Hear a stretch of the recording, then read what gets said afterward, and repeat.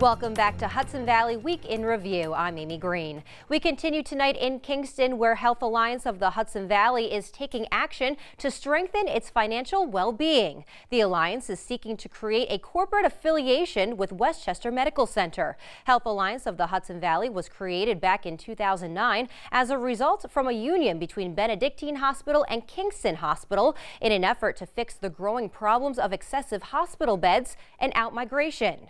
David Scarpino is the president and chief executive officer of Health Alliance. He recently sat down with us for a more in-depth look at the proposed affiliation.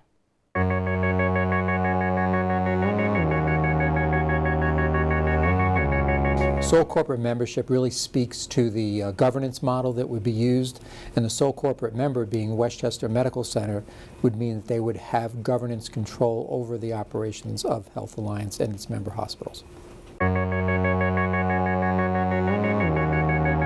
Yeah, the next steps are really getting to what we call a definitive agreement.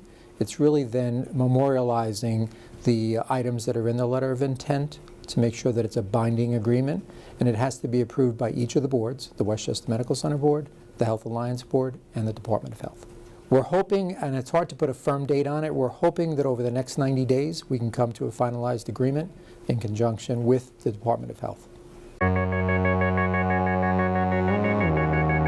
Right now, purchase is not on the table. It's really more of a governance model, and it's really more about working collaboratively with Westchester Medical Center to improve health outcomes in the Ulster County, and also to preserve, probably the most important thing, the preservation of services in this community. They're doing this because they are taking a more regional view of the delivery of healthcare. They're not just looking at the services they provide in Westchester County. They're now starting to expand, as you know, into the St. Francis market in Poughkeepsie. They're talking to Bon Secours, and they're also talking to us. So they're taking a broader view of healthcare delivery. And this is in conjunction with some of the initiatives at the New York State level related to Medicaid patients. Competitively, we look at it more in terms of what it does for us in Ulster County. We're not looking at it so much how we compete with other institutions, but our ability to stay viable in a changing healthcare environment. We're moving from a volume to a value-based delivery system, and by that I mean in the past we were more concerned about how many patients could we get in the facility, how full were our beds. We're moving away from that, and we're starting to move into value. Are we improving the outcomes in the lives of the people that we serve? And I think by doing this with Westchester Medical Center, it gives us a little more robust network and also some infrastructure that we need to do this. Yeah, we operate obviously the two campuses here in Kingston, the Marys Avenue campus and the Broadway campus, Margaretville and Mountainside Residential up in Delaware County, and Woodland Pond down in New Paltz, and this should have very little effect on those operations. They will continue to be part of Health Alliance. Too few dollars chasing too many patients. Quite honestly, we're looking at an environment where consumers want costs to be reduced. They want quality to be increased. A lot of folks who are probably more in the 20-something age range are faced with very, very high out-of-pockets, high deductibles. Anybody who is purchasing from the exchange may have anywhere from a $2,000 to $5,000 to $6,000 out-of-pocket a year. They're going to become consumers, and they're going to be looking for high quality, high patient satisfaction, low cost. And they're going to choose between providers. And we expect to position ourselves very well in that market. Until we get a year or two under our belt, it's very difficult to see how many people have, quote, exchange products. And if they've been coming to the hospital because now they have insurance, or they've been avoiding coming to the hospital because they have high out-of-pocket.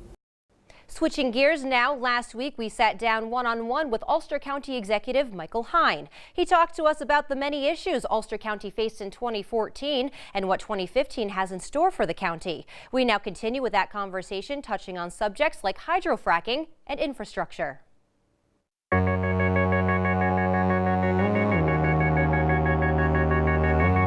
One of the more critical conversations that needs to take place here is, what are we really talking about? We're talking about our future.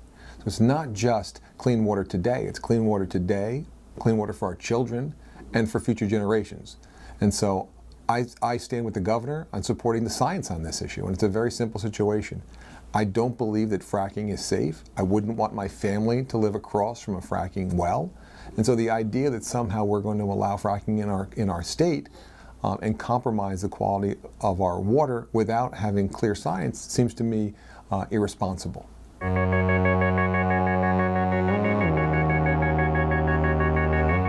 The idea that an individual would do their own car inspection or a jet would be inspected by the owners of the jet is just irresponsible, and that's not how it's supposed to be.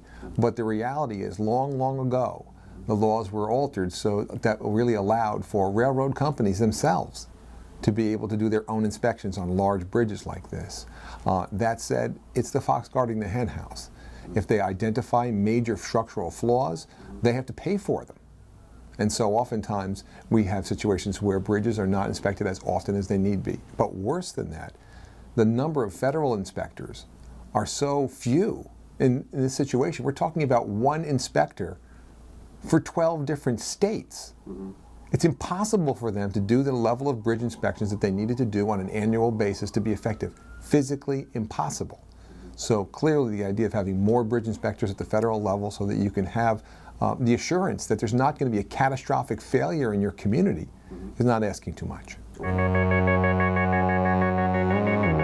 I think it's an extremely exciting plan that creates a world-class rail trail that connects the walkway over the Hudson with the Ashokan Reservoir and ultimately also throughout Dutchess County down to Hopewell Junction.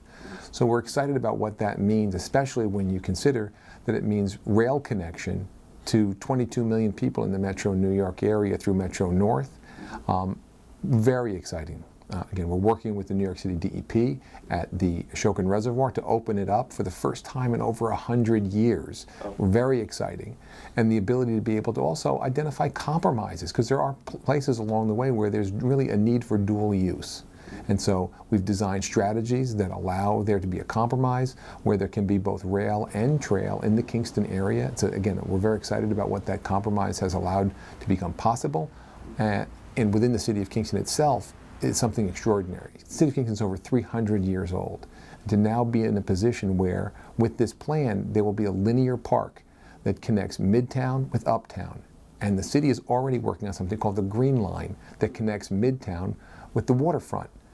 When those two places connect, what we're talking about is ultimately having a pedestrian-friendly city where people can easily traverse from the water in Kingston at the waterfront all the way up to Uptown Kingston and then ultimately into the interconnected rail trail system that will be one of the biggest in all of upstate New York. Well, I would say there's a whole host of commercial projects, and again, we work closely through our economic development office with both all the towns as well as individual businesses to make sure that they're making progress along that path. We work with the state. We work with a whole host of individuals to try to bring businesses into our community and make sure that we're as attractive as possible. When it comes right down to it, it's about accountability to taxpayers, making sure that any travel that is done in the best interest of taxpayers. And again, we'll work through that with the Commissioner of Finance to make sure that it's all appropriate. But again, the kinds of travel that we're talking about are the kind of travel that are necessary typically to be able to improve the efficiency and the education within a particular department. When we come back, we'll take a look at some of the headlines making news in the county. Stay with us.